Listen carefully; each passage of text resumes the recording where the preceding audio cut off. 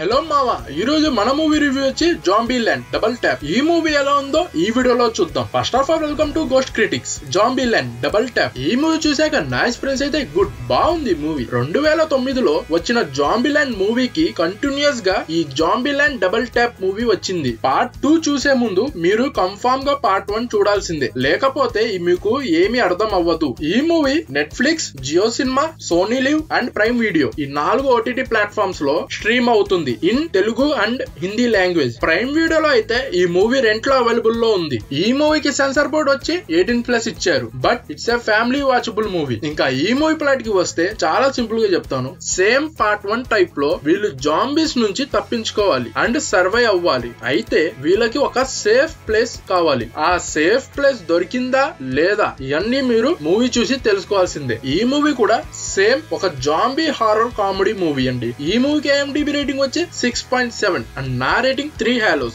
ఈ మూవీ చూసాక మీకు ఎలా అనిపించిందో కింద కామెంట్ చేయండి. ఇంకా మన ఛానల్ ని సబ్స్క్రైబ్ చేయకపోతే please do subscribe and support this channel. Thank you for watching this video.